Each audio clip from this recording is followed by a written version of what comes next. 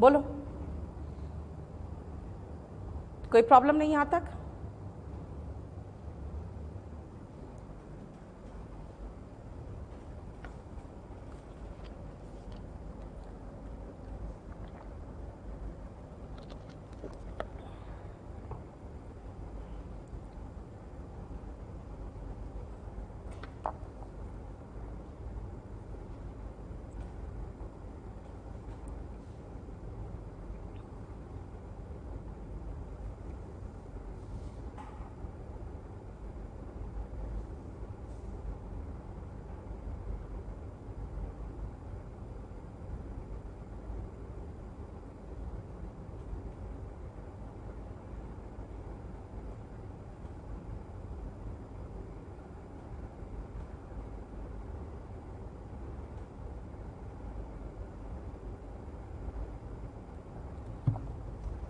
चलो अब आओ नेक्स्ट पोर्शन जो सबसे इंपॉर्टेंट है और वही सबसे ज्यादा इंपॉर्टेंट है। ठीक है, ये सब तो आपको बेसिक कंसेप्ट के लिए कराया और इससे एक दो क्वेश्चंस आते हैं, वरना जो मेन है ना वो तो दूसरा है। आओ नेक्स्ट पॉइंट पे और देखो,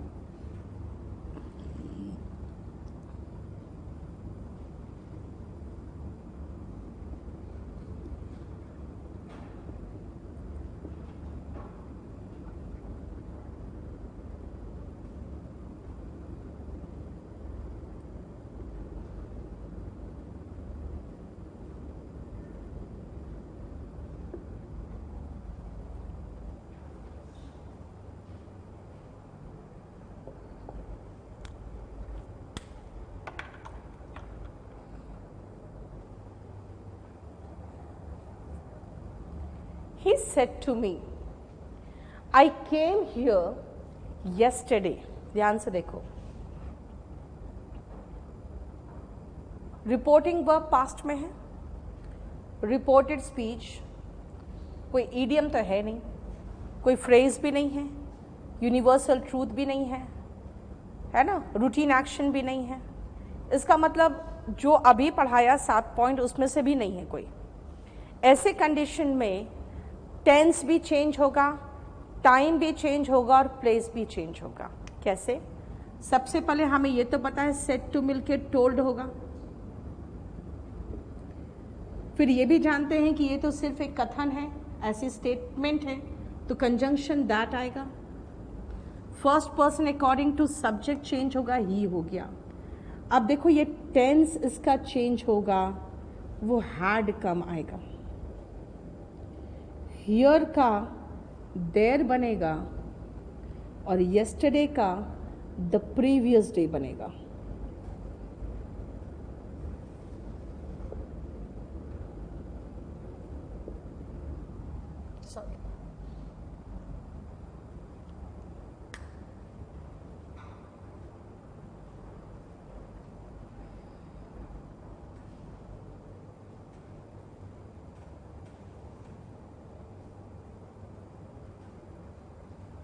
मतलब टेंस में चेंज, प्लेस में चेंज, टाइम में चेंज। इसका रीज़न क्या है पहले सोचो ध्यान से। मैंने कहा आई केम हियर यस्टरडे, है ना, मैंने आपको कह दिया, खत्म मामला। आपने किसी और को बोला उसके बाद दैट, क्या बोला? मैम सेड, मैम सेड मतलब मैम ने कहा। अब एक बात बताओ, मैंने कहा आई केम हियर यस्टरडे, लेकिन आपने कहा मैम सेड, यानी मैम ने कहा, तो जब मैंने कहा उसी समय तो नहीं आई थी, मैं उसके पहले आई थी। तो अब आप कहोगे कि मैम ने कहा कि वो यहाँ आई थी। आई थी का मतलब हो गया कि जब मैंने बोला मैं उसी समय थोड़ी आई हूँ, मैं उसके पहले आई हूँ। आपको पता है ना, पास्ट का पास्ट परफेक्ट होता है ना। अब वो हियर का देयर क्यों बना? हम लोग जब स्पोकन करते हैं ना तो नरेशन अकॉर्डिंग टू रिक्वायरमेंट लगाते हैं। जैसे मैं अभी कहूंगी I am teaching you here now, आप अपने फ्रेंड से पूछोगे मैम ने क्या कहा, तो वो कहेगा मैम सेड दैट, लेकिन अभी तो मैं पढ़ा रही हूं, तो क्या कहेगा? Ma'am said that she is teaching here now, right? जब वो बाहर निकल के अपनी फ्रेंड से पूछ रहा है मैम ने क्या कहा था अभी, तो कहेगा कि ma'am said that she is teaching, अंदर की तरफ इशारा करेगा देयर नाउ, है ना? और एक बार वो घर चला गया, जगह भी चेंज, टाइम भी चेंज, तो कहेगा ma'am said that she was teaching there और देन। अब स्पोकन के हिसाब से तीनों सही है, तो रिटन के हिसाब से किसको सही माने? तो हम रिटन में ये मान के चलेंगे कि बंदा वहाँ पर भी नहीं है और वो समय भी वो नहीं है, वो बीत चुका है। यानी अगर मैं आज कह रही हूँ कि आई केम हियर येस्टरडे, तो आप अपने फ्रेंड को जब बोल रहे हो ना, तो वो डे भी चेंज होगा और वो प्लेस भी चेंज होगा। तो क्या बोलोगे? Ma'am said that she had come there, और येस्टरडे अगर बोल दिए, इसका मतलब अगर आप 2 दिन के बाद बोले हो ना, तो येस्टरडे मतलब उसके ठीक 1 दिन पहले, है ना? जबकि बोलना क्या है कि मैम ने जिस दिन कहा था उसके 1 दिन पहले। यानी मैंने कहा येस्टरडे, तो आपको लगाना पड़ेगा कि मैम ने जिस दिन कहा था उसके प्रीवियस डे, राइट? इसीलिए ये चेंजेस क्यों हो रहा है? क्योंकि रिपोर्टिंग वर्ब पास्ट में है और रिपोर्टेड स्पीच ना ईडियम है, ना फ्रेज है, ना कुछ है जो मैंने दिया है, राइट? देखो नीचे मैंने लिखवा दिया, रिपोर्टिंग वर्ब पास्ट में हो और रिपोर्टेड स्पीच ईडियम फ्रेज इत्यादि नहीं हो, लिखो। अगर रिपोर्टिंग वर्ब पास्ट में हो और रिपोर्टेड स्पीच ईडियम फ्रेज इत्यादि नहीं हो, if reporting verb is in past tense and reported speech is not an idiom, phrase, etc. तो रिपोर्टिंग स्पीच, तो रिपोर्टेड स्पीच के टेंस, टाइम एवं प्लेस में निम्नलिखित परिवर्तन होंगे। तो रिपोर्टेड स्पीच के टेंस, टाइम और प्लेस में निम्नलिखित परिवर्तन होंगे। The tense, time and place of reported speech will have the following changes. Tense, time and reported speech, tense, time and place of reported speech will have the following changes. लिखो।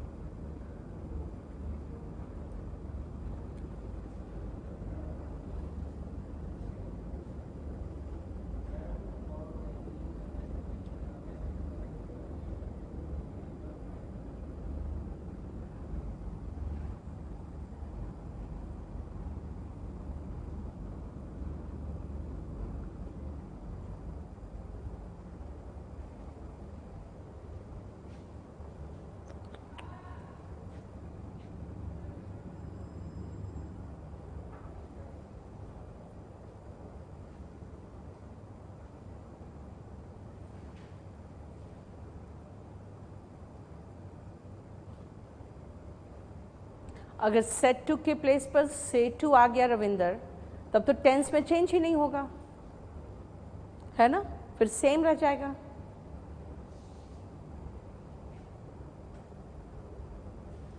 और दूसरी बात है कि आई केम हियर यस्टरडे की बात कर रहे हो, तो वो कैसे बनाओगे आप, इसमें तो प्रॉब्लम होगा।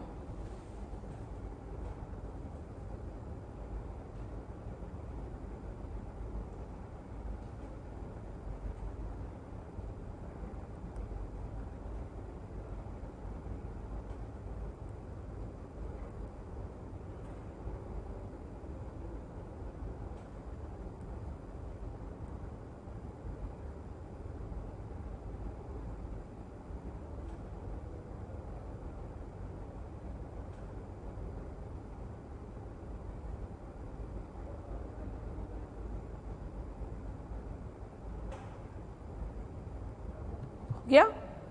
अब देखो ध्यान से, अगर हम इसको अलग तरीके से समझाएंगे तो एक तरीका ऐसा समझाने का है कि जब आप, वही है टेंस का चेंज होगा, कैसे होगा, एक एक कदम पास्ट में चले जाओ। हम जब टेंस पढ़े तो पढ़े थे प्रेजेंट का पास्ट सिंपल पास्ट है, यानी सिंपल प्रेजेंट का सिंपल पास्ट है ना। लेकिन अगर वही सिंपल पास्ट का पास्ट तो हमने पढ़ा था पास्ट का पास्ट पास्ट परफेक्ट होता है, वही था, यानी सिंपल प्रेजेंट का पास्ट सिंपल पास्ट और सिंपल पास्ट का पास्ट पास्ट परफेक्ट। लेकिन हमने कोई भी ऐसा टेंस नहीं पढ़ा जिसमें पास्ट परफेक्ट का पास्ट पढ़ाया गया हो, इसीलिए पास्ट परफेक्ट नो चेंज। अब देखो ध्यान से, प्रेजेंट कॉन्टिन्यूअस का पास्ट तो पास्ट कॉन्टिन्यूअस, और पास्ट को पास्ट परफेक्ट में चेंज कर रहे हैं। यहां भी देखो प्रेजेंट को पास्ट में चेंज किया, और यहां पर भी देखो प्रेजेंट परफेक्ट को पास्ट परफेक्ट कॉन्टिन्यूअस, यानी कि क्या कर रहे हैं हम, कुछ नहीं, हम सिर्फ प्रेजेंट को पास्ट में चेंज कर रहे हैं और पास्ट को पास्ट परफेक्ट में चेंज कर रहे हैं। अब आप प्रेजेंट में सिंपल लो, कॉन्टिन्यूअस लो, परफेक्ट लो या परफेक्ट कॉन्टिन्यूअस लो, कोई फर्क नहीं पड़ेगा।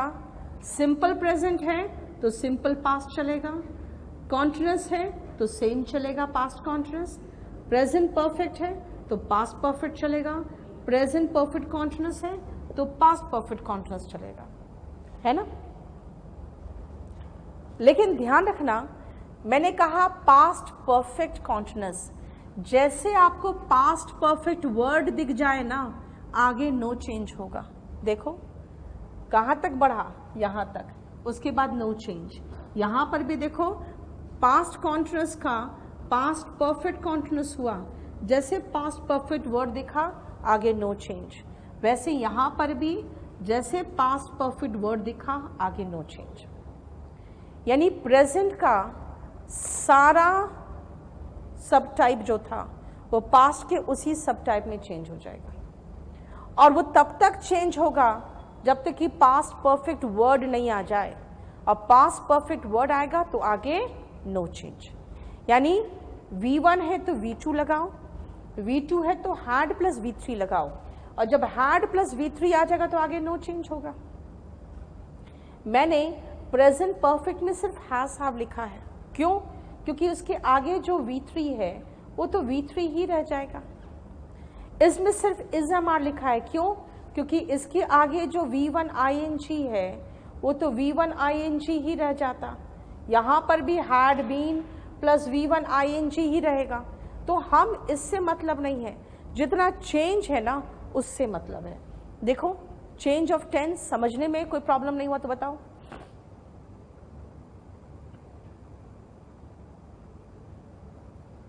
यस, रिपोर्टिंग वर्ब पास्ट में हो और रिपोर्टेड स्पीच ईडियम फ्रेज इत्यादि नहीं हो तभी ये चेंज आएगा।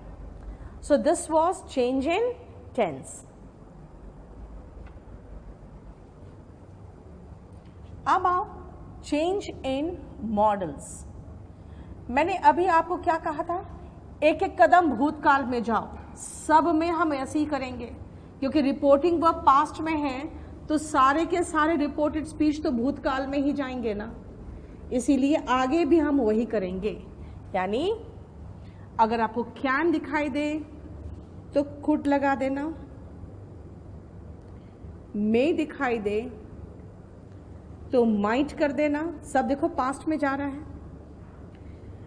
विल और शैल, कोई जरूरी नहीं कि विल का वुड ही होता है और शैल का शुड ही होता है, कई बार शैल का वुड भी हो जाता है, इसलिए हम एक साथ लिख रहे हैं वुड शुड।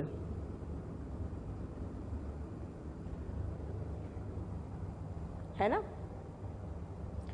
लेकिन जानते हो ये मस्ट का पंगा है, इसीलिए मस्ट को हम डिटेल में समझेंगे। अभी खाली लिख के छोड़ देना कि मस्ट अगर पॉसिबिलिटी दिखाए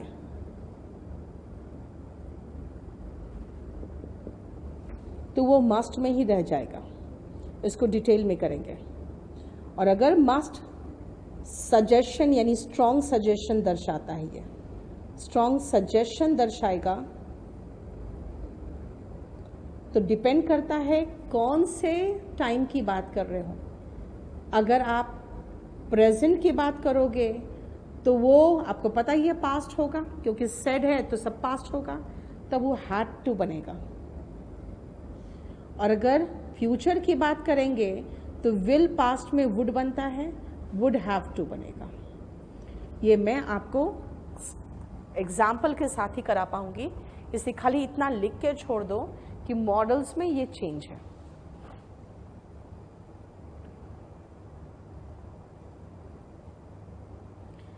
अभिनव, पास्ट परफेक्ट को अब हैड प्लस V3 में वो कौन सा टेंस है? ये नया टेंस का आविष्कार कहां से कर रहे हो तुम?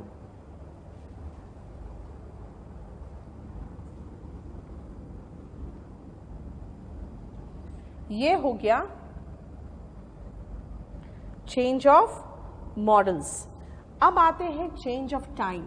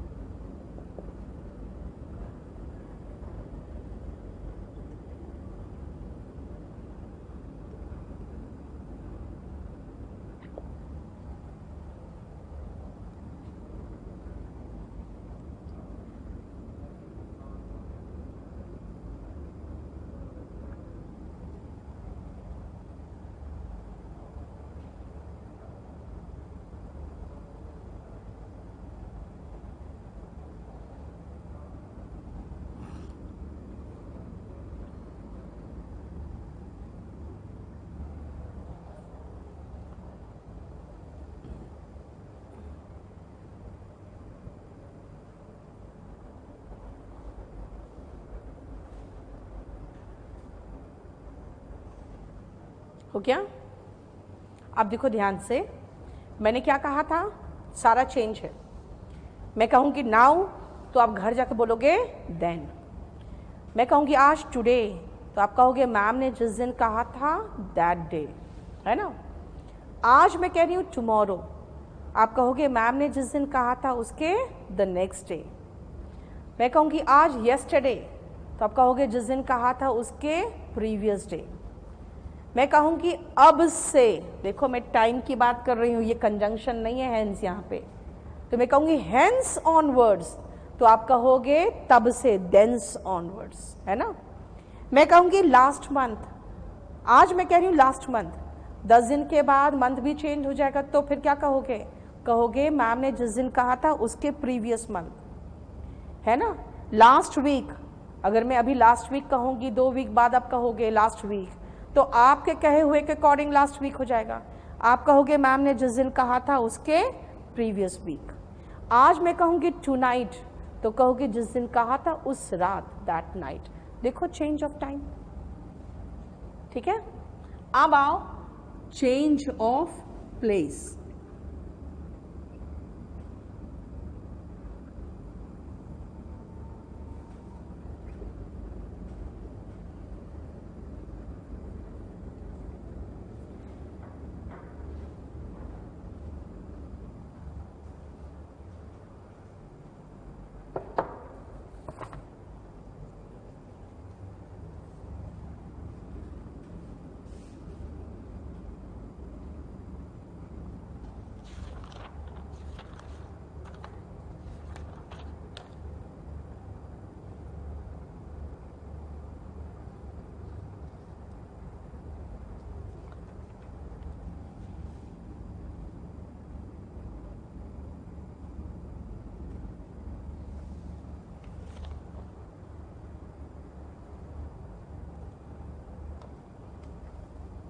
अब देखो एगो का बिफोर क्यों हुआ, ये ध्यान से समझना। मैं आज कहूं 2 days एगो, और अब 10 दिन के बाद कहोगे 2 days एगो, इसका मतलब जिस दिन कहा है आप उसके 2 दिन पहले, यानी आज से 8 दिन के बाद की बात हो जाएगी। फिर तो आपको कहना पड़ेगा मैम ने जिस दिन कहा था उसके 2 days बिफोर, है ना, इसलिए एगो का बिफोर हुआ। और दिस क्लासरूम, तो कहोगे दैट क्लासरूम, घर पहुंच जाओगे तो दीज डेज, तो आप 1-2 साल के बाद क्या कहोगे? Those days. यहाँ हियर, घर पहुंच कहोगे देयर। ये सारे चेंजेस से कब होंगे? रिपोर्टिंग वर्ब पास्ट में हो और रिपोर्टेड स्पीच, ईडियम, फ्रेज इत्यादि नहीं हो तब। चलो पहले बना के देखो, बनता है आपसे। ये सबसे इंपॉर्टेंट पॉइंट है, ये ध्यान रखना। लिखो।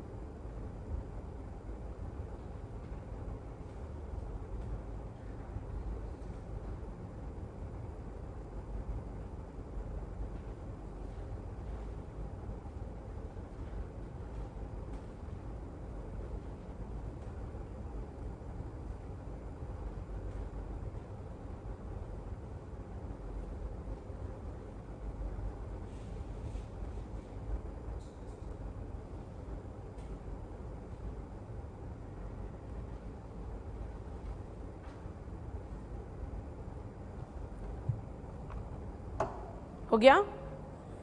कोशिश किया बनाने का। सेड टू क्या में चेंज हुआ? टोल्ड। कॉमा इन्वर्टेड कॉमा हटके that. First person according to subject ही। अब शाल को अभी चेंज मत करना। अगर हम शुड लगा देना तो ये लड़का बोल रहा है आई शैल मीट यू टुनाइट, आज रात में मिलूंगा आपसे, और शुड लगा दोगे तो मीनिंग मतलब निकलेगा इसका कि मुझे आपसे मिलना चाहिए, जबकि वो क्या बोल रहा है? मैं आपसे मिलूंगा बस। इसलिए यहाँ पे शाल वुड में चेंज होगा। हर मॉडल के बाद वर्ब का बेस फॉर्म ही आता है, मीट, ठीक है। Second person according to object, object me है, वर्ब के बाद तो मी ही फॉर्म आएगा, आई थोड़ी हो जाएगा। और टू नाइट अभी बताया था दैट नाइट। बस देखो इतना बनेगा चेंज। इतने चेंजेस है जो आपको करने होंगे। अगेन सेड टू है, सेड टू है तो टोल्ड हो गया। Told them, comma inverted comma हटा के दैट। वी फर्स्ट पर्सन है तो शी बना दे? नहीं, वी फर्स्ट पर्सन है लेकिन प्लूरल है तो शी का प्लूरल फॉर्म होगा दे, क्योंकि पता है ही, शी और इट है ना, ये सब सिंगुलर है। ही, शी और इट, इन तीनों का प्लूरल फॉर्म जो होता है वो होता है दे। इसीलिए हमें शी फर्स्ट पर्सन था, अकॉर्डिंग टू सब्जेक्ट चेंज करना था, लेकिन आई नहीं है, वी है, तो शी का बहुवचन दे होगा। पास्ट है, कैन नॉट चेंज होगा कुड में। मॉडल के बाद तो वर्ब का बेस फॉर्म ही होता है, इसको मत कर देना टॉलरेटेड। मॉडल के बाद सेकेंड फॉर्म मत कर देना। और दीज प्रॉब्लम्स हो गया those problems. I said that a first person according to subject है तो we ही रहेगा ना, first person according to subject। I का और बहुवचन तो we ही हो गया। I said that we are going to finish, we are is MR changes into was word, we were going to finish this work का हो गया दैट वर्क, टुडे का हो गया दैट डे, है ना। अब टुमारो का द नेक्स्ट डे कर दोगे ना तो पंगा है। क्यों? क्योंकि टुमारो नेवर कम्स एक फ्रेज है, फ्रेज को हम कभी चेंज नहीं करते। एक फ्रेज है टुमारो नेवर कम्स, कल कभी नहीं आता, जो करना आज करो, ठीक है।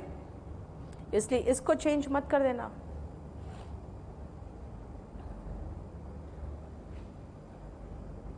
इडियम्स एंड फ्रेजेस में कोई परिवर्तन नहीं होता। I said that we were going to finish, that to के बाद देखो वर्ब का बेस फॉर्म ही आता है, इससे फिनिश को फिनिश रहेगा।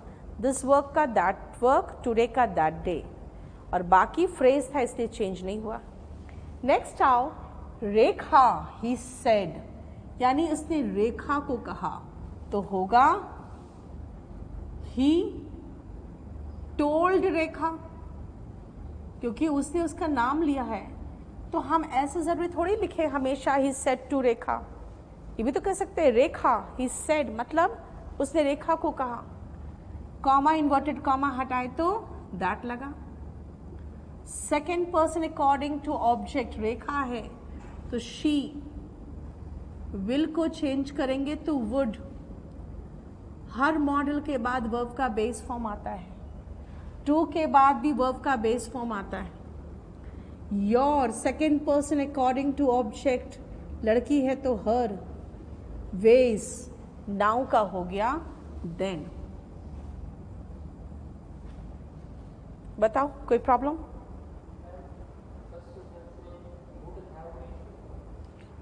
क्यों करें वुड हैव? हर मॉडल को खाली कहा था मैंने विल शैल वुड में, वहां पे टेंस का कोई चेंज नहीं है। टेंस कितने प्रकार के पता है? टेंस सिर्फ 2 प्रकार का होता है, प्रेजेंट और पास्ट।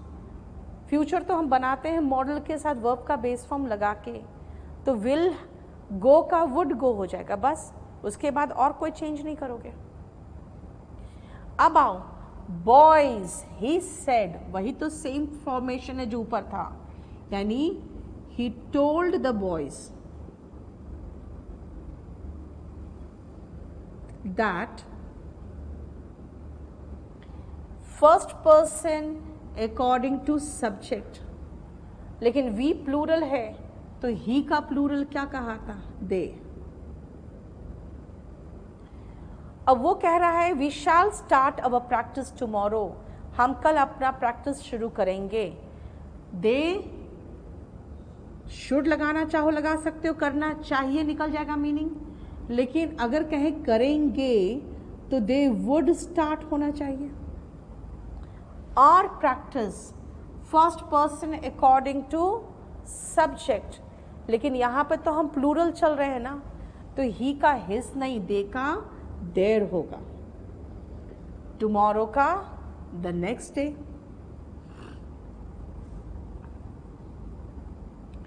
ध्यान रखना first person according to subject चलेगा, लेकिन सिंगुलर प्लूरल का भी तो ध्यान रखेंगे ना। अकॉर्डिंग टू सब्जेक्ट चलेगा, लेकिन सिंगुलर प्लूरल का भी ध्यान रखेंगे। सेकेंड का कैन का कुड हुआ, कंजंक्शन दैट लगा, वी था, we first person according to subject चला, लेकिन यहां शी है जो सिंगुलर है, वी था प्लूरल है, तो शी का प्लूरल करना पड़ा दे। वैसे यहां पर भी first person according to subject चला, लेकिन ही सिंगुलर है और वी प्लूरल है, तो ही का प्लूरल करना पड़ा, वो भी दे हो गया। ठीक है, सेकेंड का मैंने बता दिया, दीज प्रॉब्लम्स का दोज प्रॉब्लम्स हो गया सेकेंड का। और फिफ्थ का यही प्रोनाउन का प्रॉब्लम है, आपको सिर्फ चेंज नहीं करना है, उसका देखना है सिंगुलर है कि प्लूरल है, वो भी तो देखना पड़ेगा। ठीक है, यस, चेंज इन मॉडल्स और टाइम तभी होता है जो वर्ब पास्ट में हो। मैंने कहा ना पास्ट में हो तभी ना आगे चेंज होगा, प्रेजेंट और फ्यूचर में तो चेंज ही नहीं होगा। ठीक है, ये मेन पोर्शन में आ गए हैं, अब ये सारा इसी पोर्शन के अकॉर्डिंग चलेगा, ये ध्यान रखना आप। चलिए जितना डाउट से पूछ लो, पहले आपके सारे डाउट्स पहले ख़त्म कर दूं मैं, उसके बाद आगे वोकैब में चलेंगे। एंट, सुमन, एंट जो है ना, ये बिल्कुल स्पोकन इंग्लिश में हम लोग कॉन्ट्रैक्टेड फॉर्म यूज़ करते हैं, और किसी का भी एंट, इजंट का भी, आरेंट का भी, इस सब का यूज़ कर देते हैं। ठीक है, इसीलिए वो हम लोग रिटन इंग्लिश में ग्रामर के वाइज नहीं करते। फोर्थ में टोल्ड क्यों हो गया, अब बताओ। रेखा को बोल रहा है, यानी कि ऑब्जेक्ट आ रहा है, मैंने अभी पढ़ाया था आपको कि टेल और टोल्ड तब लगाना जब ऑब्जेक्ट हो। रेखा ऑब्जेक्ट है तो मैंने टोल्ड लगाया। ठीक है, अरुण क्या पूछ रहे हो? थर्ड में क्या हुआ? टुमारो नेवर कम्स फ्रेज है तो वैसे ही रह जाएगा ना। एनॉय एंड डिस्टर्ब, एनॉय होता है ना जब आप किसी को चिढ़ाते हो, एनॉय करते हो, इरिटेट करते हो। डिस्टर्ब होता है तंग करना। ठीक है ना, जैसे आपको कोई सोए में डिस्टर्ब कर देता है और बार बार वो शोर मचा रहा है तो आप एनॉयड होते हो, चिड़चिड़ा जाते हो, वो एनॉय होता है। नीचे चलो। और अभिनव, पास्ट परफेक्ट में कोई चेंज नहीं होगा और आपका कोई फॉर्मेशन ही सही नहीं है। हैड के बाद V3 आ ही नहीं सकता, कौन सा टेंस हो जाएगा? The guard will refuse him admittance, इसका होगा he will be refused admittance. बस बाय द गार्ड मत लगाना, क्योंकि गार्ड ही तो रिफ्यूज करेगा ना।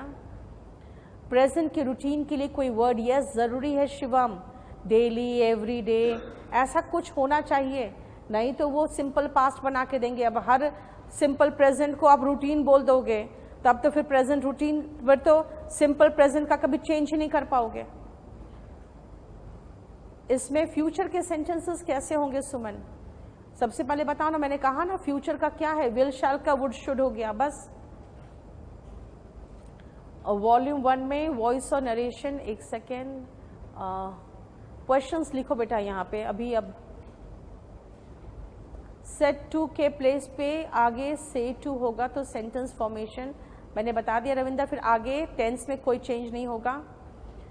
Do you understand what I teach, इसका बनेगा is it understood by you, है ना, नहीं sorry, is what is taught by me understood by you, है ना, is what is taught my be understood by you होगा ना बेटा। अंडरस्टूड टू कैसे होगा? It was lying in the closet होगा कोमल, पड़ा हुआ था, पड़ा हुआ था, it was lying in the closet. तुम इतने जल्दी ऊपर नीचे करोगे कहां से मैं देखूं? It was lying in the closet, चलो नीचे चलो। It was lying in the closet, अब फिर चला गया, एकदम ऊपर चला गया, तुम नीचे करो।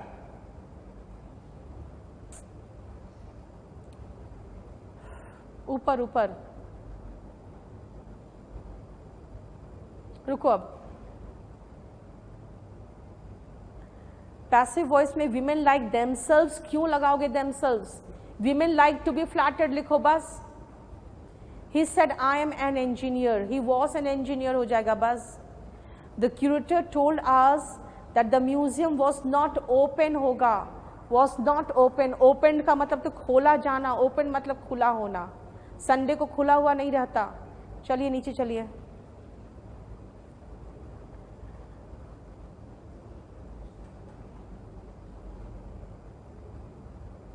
ही इज टेलिंग हो गया।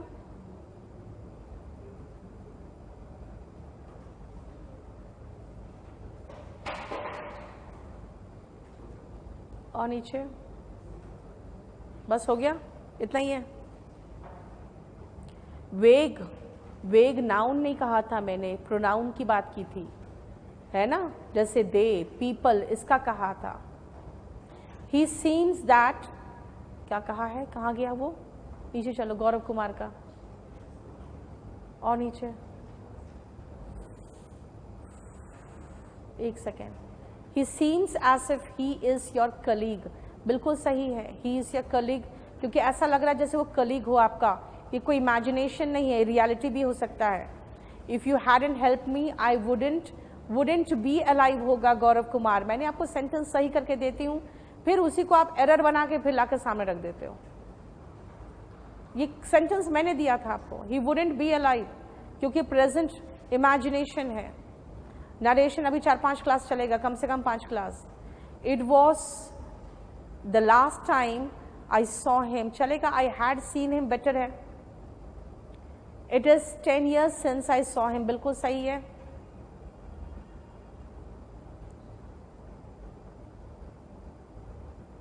When will come descriptive online, अभी चंदन क्यों लगाए हम? जब आपको Tier 3 का एग्जाम आएगा तब डिस्क्रिप्टिव लाएंगे। The driver came out of the bus to see what caused the accident. The driver came out of the bus to see what had caused the accident होगा ना, has नहीं आएगा, और एक तो गलत जगह पे has लगा हुआ है, what had caused the accident होगा।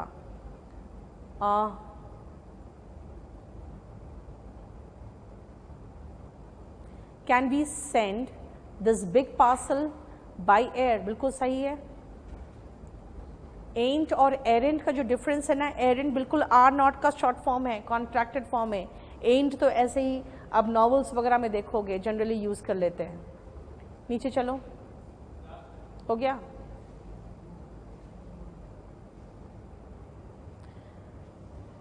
accomplish, एक सेकेंड, 1 में accomplish many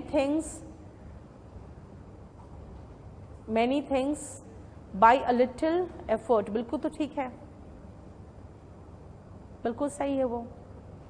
मेंड क्या है? मेंड का मतलब होता है सुधारना। अपने चाल नहीं सुधारोगे तो। We believe that God gives us misery होगा ना, आस क्या लगाए हो, सेंटेंस ही क्वेश्चन ही रॉन्ग पूछे हो. You said to us, we shall help you. You told us that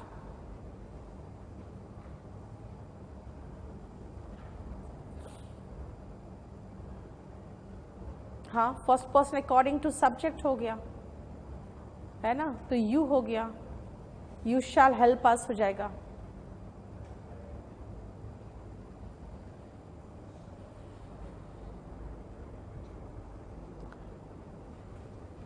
वो कैप कहाँ तक किए थे? तुम बहुत ऊपर नीचे बहुत जल्दी करते हो, मेरे लिए प्रॉब्लम हो जाता है. क्या है, कहाँ है, कौन से कर रहा है तुम लोग, पूछो तो कहाँ तक कर लिया है.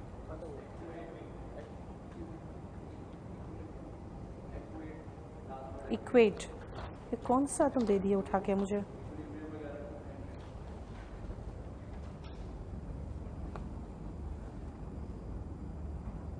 वोकैबुलरी शीट नंबर क्या है?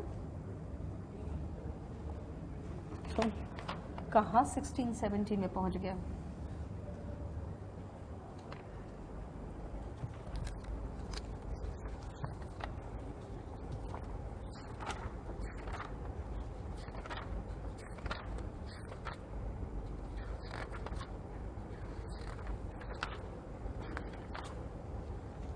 नाइन नंबर है.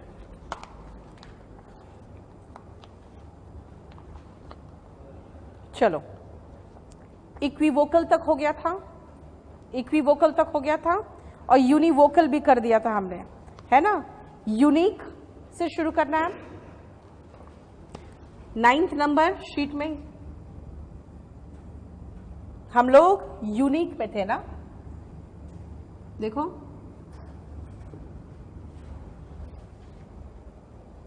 यही था ना. शीट नंबर क्या था?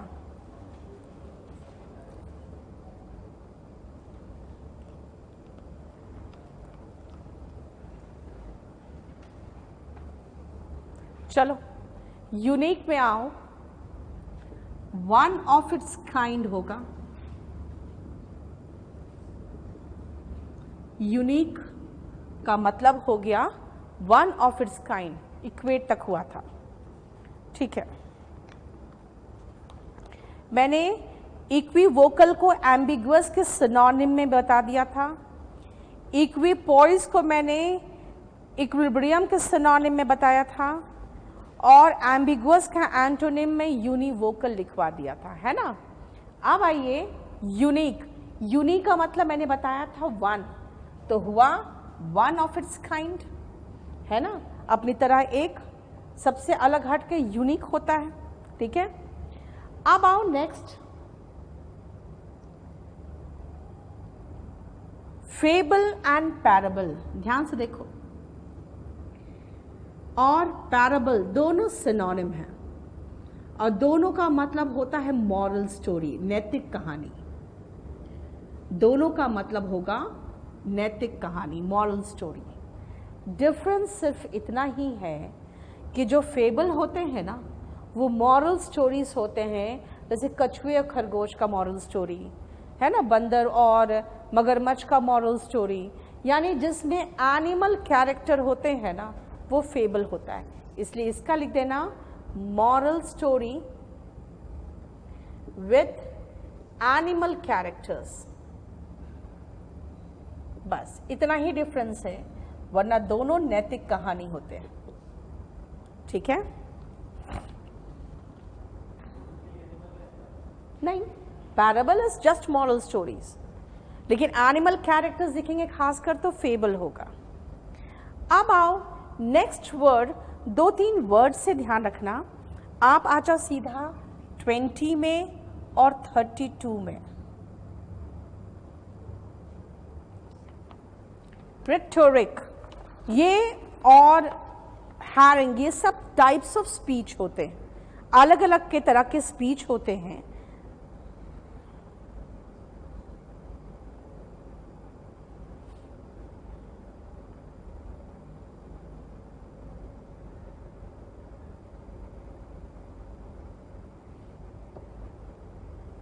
देखो, जो रेटोरिक होते हैं ना, कुछ लोग डेमागॉग कहलाते हैं, ध्यान रखना।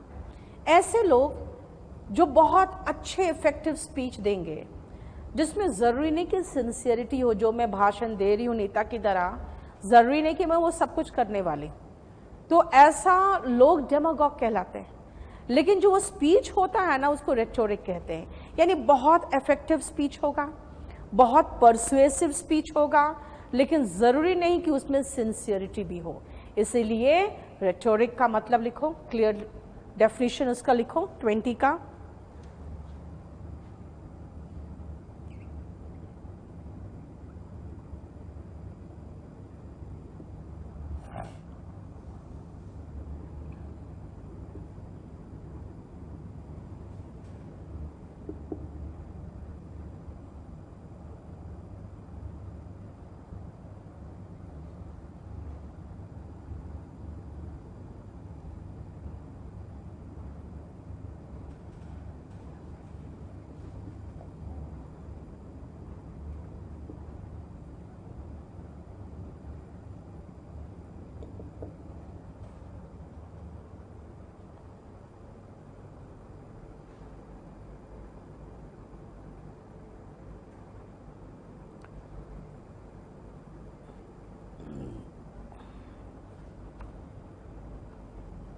ठीक है, अब आओ नेक्स्ट वर्ड।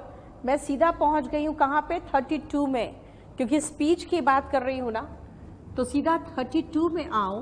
हारिंग जो होता है ना, एन एग्रेसिव स्पीच होता है, एग्रेसिव भी होगा एंड लेंदी स्पीच होगा। जैसे हिटलर के स्पीचेस सुनोगे ना, एग्रेसिव भी होते थे और लेंदी भी होते थे।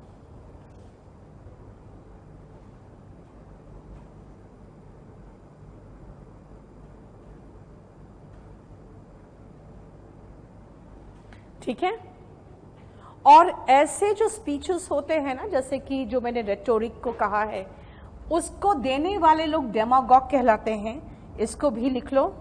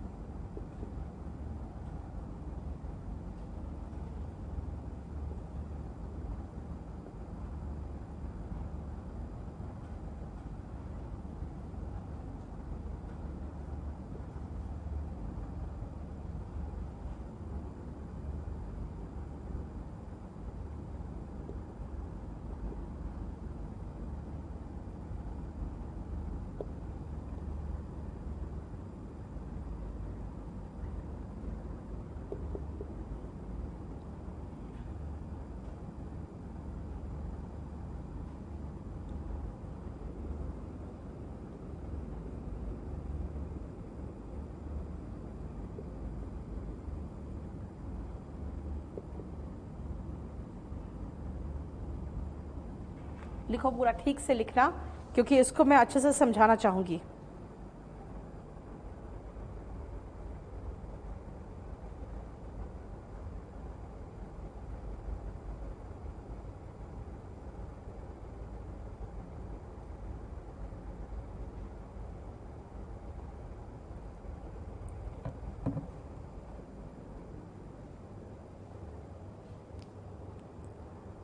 मैंने कहा कि रेटोरिक क्या है, एक परसुएसिव यानी परसुएड, आपको एकदम रजामंद करने वाला स्पीच होता है।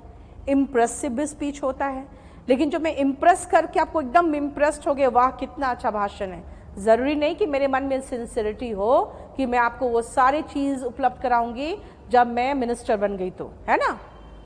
लेकिन जब वो स्पीच बहुत एग्रेसिव तरीके से, देखते हो जितने नेता जो हिंदू मुस्लिम के बारे में स्पीच देंगे, देखना बहुत एग्रेसिव होंगे, लेंदी स्पीच होगा उनका, है ना। और डेमागॉग कौन होते हैं? ऐसे पॉलिटिकल लीडर्स होते हैं जो सपोर्ट चाहते हैं, अपील करके, उनको पता है कि यहाँ पे ऐसे लोग हैं जिनको हम थोड़ा सा एक अगेंस्ट कर देना मुस्लिम्स के, या अगेंस्ट कर दे हिंदू के, और मैं दिखा दूं कि हाँ मैं आपके पक्ष में हूँ, आपके धर्म के पक्ष में हूँ, तो सारे के सारे हमारे पक्ष में हो जाएंगे, है ना। हम जैसे कह दें कि देखो ऐसी आतंकवादी घटनाएं हो रही है, हमने पाकिस्तान का ये कर दिया, वो कर दिया। लोगों के अंदर ही प्रेजुडिसेस रहते हैं, क्या पाकिस्तान के खिलाफ हम रहते हैं। हम तुरंत उस लीडर के पक्ष में हो जाते हैं कि चलो ये कम से कम पाकिस्तान के मामले में हमारे पक्ष में है और हमारे सपोर्ट में, हमारी मेंटालिटी का है। वो रैशनल आर्ग्यूमेंट्स नहीं करते, वो तार्किक आर्ग्यूमेंट्स नहीं करते। अब क्या होता है, कोई भी लीडर सीधा कह देता है कि हाँ भाई हमारे पास भी एटम बॉम्ब है, न्यूक्लियर बॉम्ब है, हमने कोई थोड़ी ऐसे हम उसको रखे हुए हैं दिवाली के लिए। तो हमें क्या लगता है कि अरे वाह कितना अच्छा बात कह दिया है ना, और ये बिल्कुल पाकिस्तान पे एटम बॉम्ब गिरा देगा और पाकिस्तान खत्म हो जाएगा। भाई पाकिस्तान खुद ही कैसा देश है, एटॉमिक देश है ना, उनके पास न्यूक्लियर बॉम्ब्स है। हम उन पर गिराएंगे तो क्या वो ऐसे ही बैठे रहेंगे? होता क्या है ना, हम तर्क करके नहीं सोचते हैं। बहुत अच्छा एक जोक है, मैं आपको बताती हूँ। जोक ये है कि अमेरिका से पूछा गया कि आप इराक पे बॉम्ब क्यों गिराएं, आपने इराक का सर्वनाश क्यों कर दिया। उसने कहा कि we thought and we knew that they have weapons of mass destruction. इनके पास पूरा का पूरा कंप्लीट जनसंहार के बॉम्ब्स है, इसलिए हमने उसका सर्वनाश कर दिया। तो कहा फिर आपने नॉर्थ कोरिया पर क्यों नहीं किया ऐसा हमला? तो कहा कि we know that they really have weapons of mass destruction. आप देखते हो ईरान पर, नॉर्थ कोरिया पे क्यों नहीं हमला कर रहा है अमेरिका? क्योंकि उनको पता है उनके पास रियल में वेपन्स ऑफ मास डिस्ट्रक्शन है। लेकिन इराक पे क्यों कर दिया? क्योंकि उनको ओरिजिनली पता था कि मास डिस्ट्रक्शन की वेपन्स नहीं है और वो अपने आप को बचा नहीं पाएगा, उसके सारे तेल के कुएं उनके हो जाएंगे। तो क्या होता है ना, ये डेमागॉग ऐसे होते हैं कि वो विश्वास दिलाने की कोशिश करते हैं आपको, जो वो चाहते हैं आप विश्वास करो। वो तर्क पे आधारित आर्ग्यूमेंट्स नहीं करते। There are different figures of speech and there are different types of speech जो मैंने ऑलरेडी आपके वॉल्यूम 2 में दिए हुए हैं, और स्पीच राइटिंग वगैरह करके एक सेक्शन है, उसमें सब तरह का है। नेक्स्ट आओ,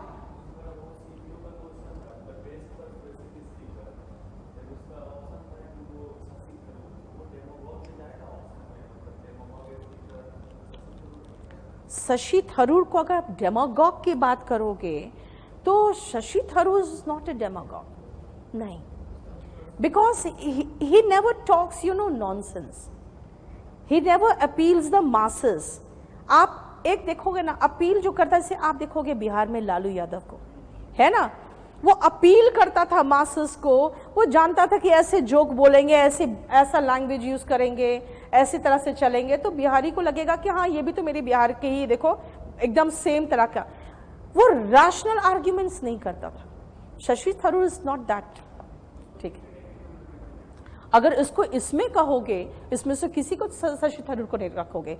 ही इज एन ओरेटर, ठीक है ना, वो ओरेटर है, वो आर्टिकुलेट है, इलोक्वेंट है, वेरी गुड एट स्पीकिंग, और बहुत डिफिकल्ट वर्ड्स यूज करता है तो वो अलग चीज है, ठीक है, वो अलग बात है। He is an orator. Next आओ, एम्बल। कौन सा नंबर है? देखो 21। एम्बल मतलब सीधा सीधा याद रखना, एम्बल का मतलब टहलना होता है, स्ट्रॉल, आराम आराम से जब टहलते हो तो एम्बल करते हो। इसीलिए ध्यान रखना, ये जो सोमनाम्बुलिस्ट है, देखो सोमना इस नींद होता है और एम्बल का मतलब टहलना होता है, यानी कि ऐसा व्यक्ति जो नींद में चलता है, इसको सोमनाम्बुलिस्ट कहते हैं।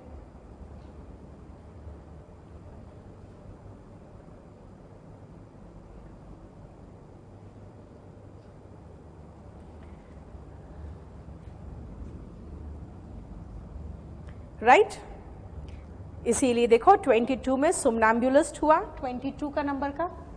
नेक्स्ट आओ, इनसोम्निया। आपको पता है इन, अन, डिस, माल सब नेगेटिव बनाता है। इनसोम्निया, सोमना इज स्लीप, इन नेगेटिव बनाया, इनसोम्निया हुआ sleeplessness. Insomnia is sleeplessness. Next आओ, इडियम्स एंड फ्रेजेस आ गया। 40 विंग्स। 40 विंग्स का मतलब होता है झपकी, कैटनैप, जितने देर में आप 40 बार अपने आंखें झपका के उठ जाओगे उतने देर में ये एक नींद लेके उठ गया। मतलब कैटनैप भी कहते हैं इसको, नैप भी कहते हैं, झपकी, शॉर्ट स्लीप जिसको कहोगे। ठीक है, अभी हम लोग एम्बल कर रहे थे ना, एम्बल की कुछ और वर्ड्स हैं, इसीलिए बीच में सोमना आ गया तो हमने सोमना का भी करा दिया। अब आ जाओ वापस एम्बुलेंट में। ये एम्बल का मतलब टहलना होता है। अब आप सोच सकते हो ना एम्बुलेंस क्यों बना हुआ है ना। एम्बुलेंस का मतलब हो गया जो आपको एक जगह से दूसरी जगह पहुंचा देता है, यानी कि गाड़ी हो गया वो जिसमें हम लोग पेशेंट्स को लेके जाते हैं। लेकिन एम्बुलेंट का मतलब होता है जब एक व्यक्ति चलने फिरने की अवस्था में होता है। देखते हो कोई ऑपरेशन के बाद, बीमारी के बाद व्यक्ति जब थोड़ा बहुत चलने लगता है तो कहते हैं नाउ ही इज एम्बुलेंट। इसका मतलब इन अ पोजिशन टू वॉक और मूव। जनरली हम पेशेंट के लिए यूज करते हैं। ठीक है,